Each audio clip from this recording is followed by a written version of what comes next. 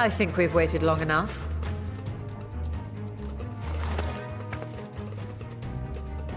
Nixies, return to my side!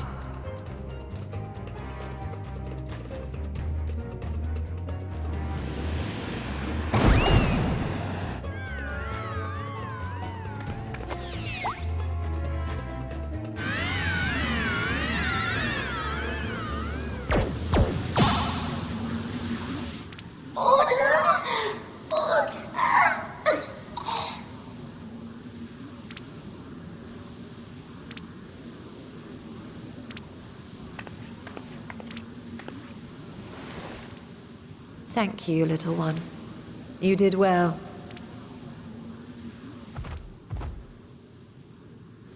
Oh, the poor thing. Its essence has been irrevocably warped.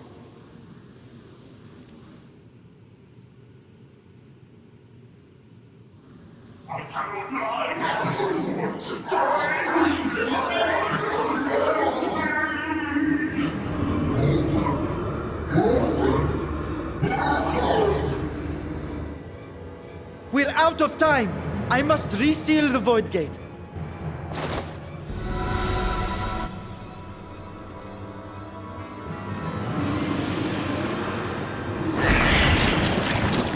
They're coming through!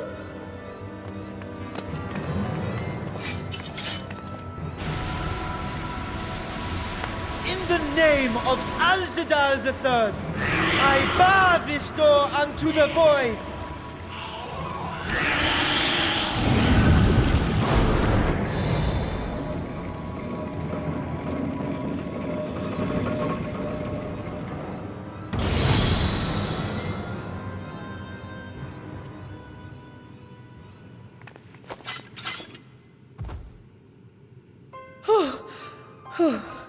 Well, that was a sharp lesson in the dangers of void gates.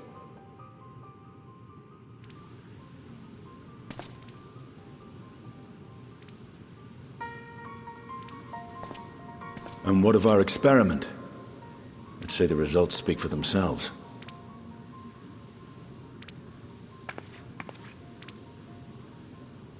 The unprotected Nixie has suffered extensive etheric corruption.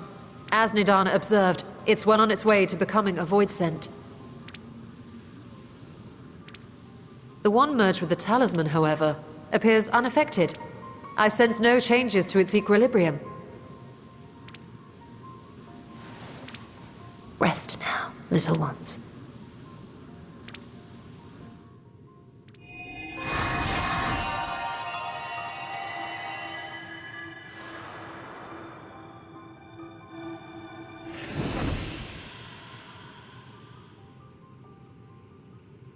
Graha's theory was correct, then. So it would seem. But while our second familiar was untouched by void energies, the talisman itself shows signs of degradation. It was, of course, originally designed to shield the soul from primal tempering. It stands to reason that etheric corruption of a different sort would affect it differently. We may need to modify the warding scale's design to account for the 13th's uniquely unstable ether. You've said much of the Void's instability, but my imagination fails me. What manner of place is this broken world? My apologies. I forget that not all of us spend our days sequestered in dusty archives. The 13th is a reflection of the source that was drowned in a flood of darkness. In Emmett Selk's own words, this tragedy was a result of the Ascians' attempts to force a rejoining. They erred in their haste, and made of that world a useless void.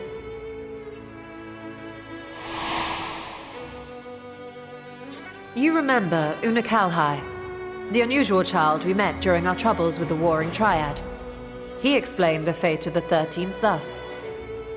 The champions of that ill-fated world used the stone known as Auracite to contain the power of primals. But those self-same heroes were gradually corrupted by the Auracite's bleeding energies, transforming into fiends with an endless hunger for ether. By the time anyone thought to oppose them, Light's strength had grown too feeble, and the balance of the 13th tipped into eternal darkness.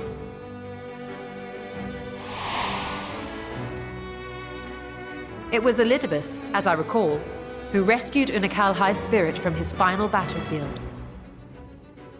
But I wonder if there were others whom the emissary saved from oblivion.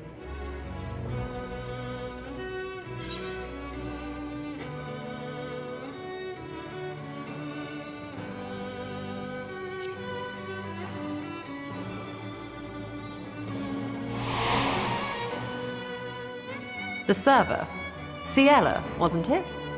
And you say she was another of Elidibus's pawns?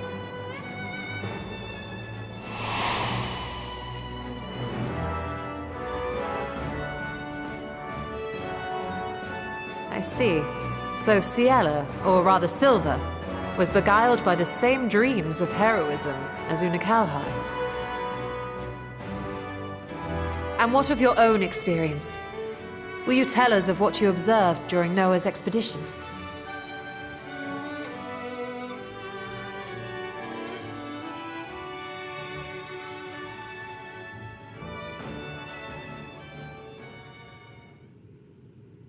I can picture it now.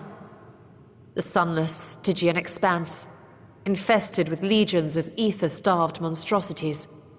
A void in every sense of the word.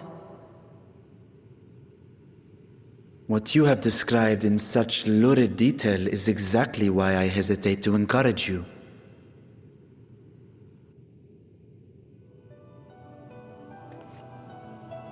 Worry not, great Vritra. Our journey into the 13th is but the first leg of a longer voyage. A voyage that shall lead us to other reflections, to new mysteries and discoveries. And I mean to be there every step of the way.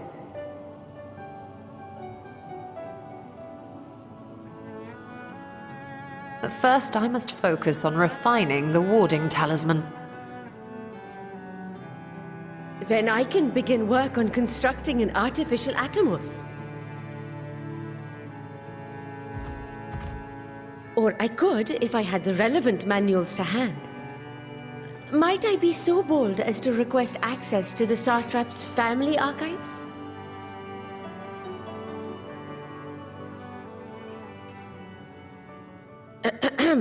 Your Excellency?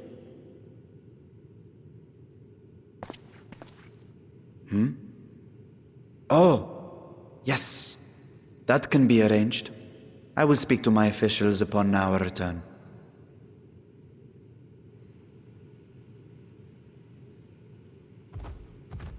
We will see you back in the city then.